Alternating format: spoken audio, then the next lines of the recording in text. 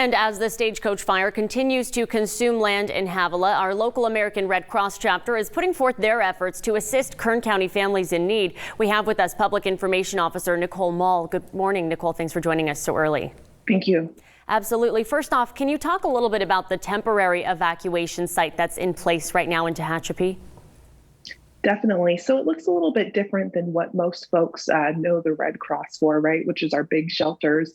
But we're using this temporary evacuation site as a place to meet with families who've been affected. Wildfires are some of the worst disasters we face here in California. So this is a safe place for families to come, to get information, to meet with Red Cross volunteers, and make sure that they have a plan in place for where they're going to be staying if they've been affected by this wildfire. This fire broke out at just 3:30 yesterday, so it's just over 12 hours that it's been burning. But how many families has the Red Cross already helped?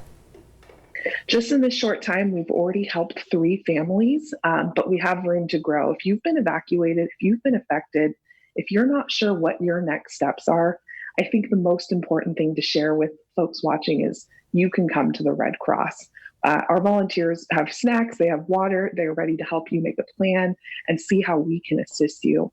Watching the pictures of this fire, it's just devastating to see it go through.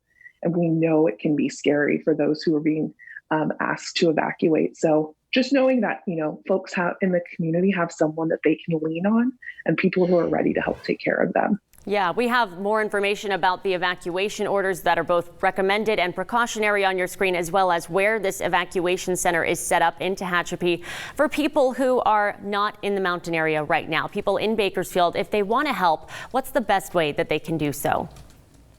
We're fortunate to live among some of the most generous people here in Kern County. And, if you're not affected by this wildfire, consider becoming a volunteer. Consider how you can help someone whose life has been affected by disaster.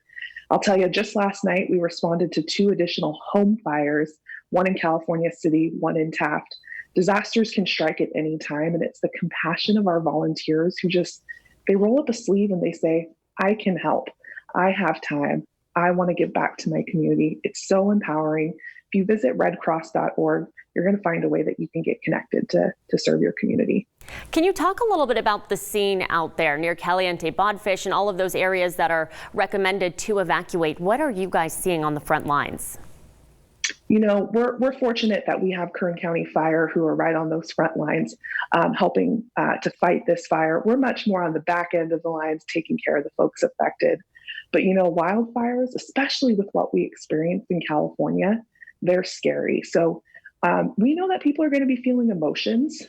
We know people who aren't even in this evacuation area may remember if they were affected by, say, the Erskine fire a few years ago or other fires throughout California. So these things can spark a lot of emotions among people. And we've got volunteers who are ready to help talk you through those things.